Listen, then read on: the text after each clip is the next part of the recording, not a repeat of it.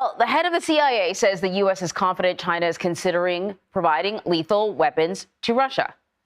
William Burns spoke exclusively with CBS News about the latest intelligence. Meantime, President Biden warned about potential consequences should Beijing follow through on the move, which would have major consequences for the war in Ukraine. Nancy Cortez is at the White House with more on this. Nancy, good morning. Really good to see you. So let's talk a little bit more about this intelligence suggesting that Beijing may be considering getting involved.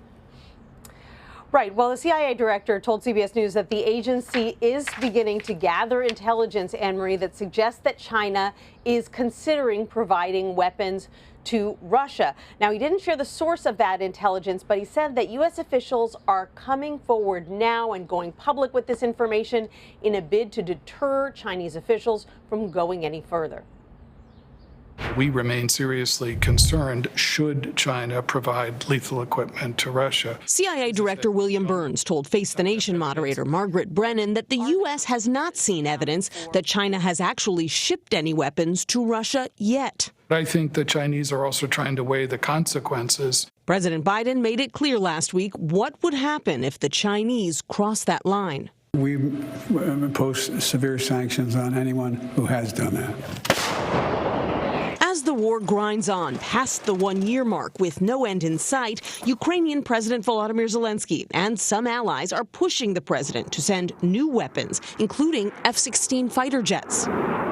The question of F-16s is really a question for another day. White House officials from the president on down insist Ukraine doesn't need F-16s. What they need right now are tanks and armored personnel carriers and infantry fighting vehicles, artillery and air defense systems. Burns said the U.S. does have to help the Ukrainians regain the upper hand, because otherwise Russian President Vladimir Putin will drag out the war as long as he can. Putin's view of Americans, of us, has been that we have attention deficit disorder and we'll move on to some other issue eventually. And so Putin, in many ways, I think, believes today that he cannot win for a while, but he can't afford to lose.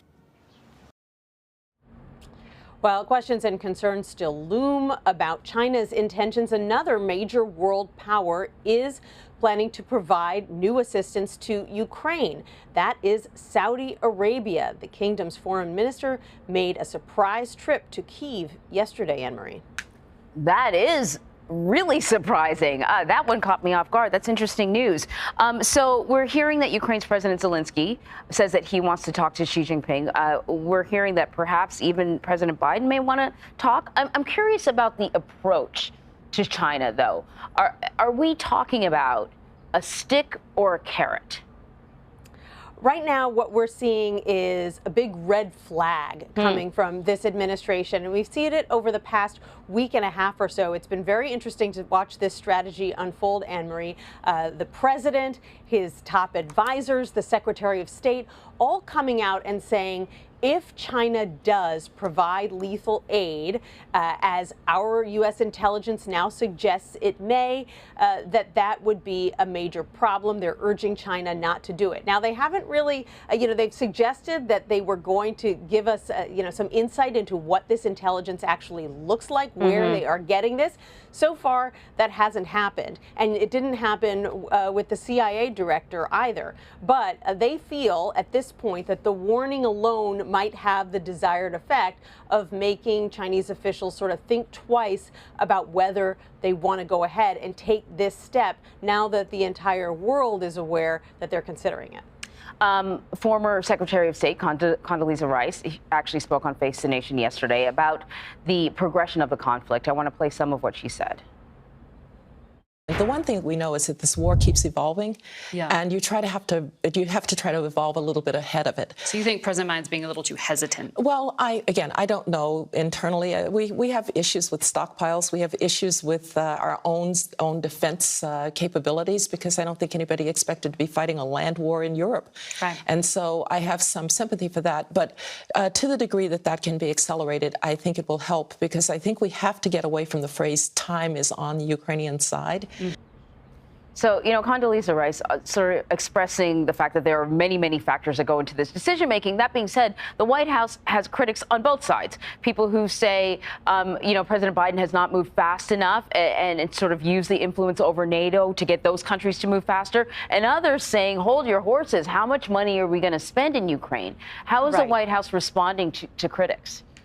Well, they're trying to walk a fine line here, Anne Marie, and they're very open about that fine line. The fact that on one hand, they realize that what we're seeing on the battlefield is a bit of a stalemate at the moment, and that Ukraine is going to need additional weaponry if it is going to have any hope of breaking that stalemate. And so they say that's what they're doing. They're training Ukrainian soldiers in Poland and elsewhere.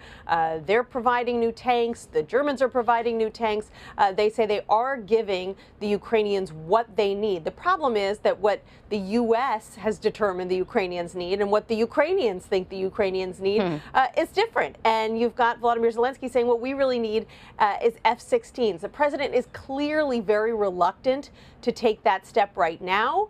And U.S. officials point out to us that they are providing the Ukrainians with parts to help them put as many of their Soviet-era jets up in the air as possible, but they're just not willing to go to F-16s right now. The president didn't rule out the possibility that he would ever give F-16s to Ukraine, but it was a pretty firm no right now. And he's been asked a lot of times now, so that's an indication that he's just not willing to cross that line right now.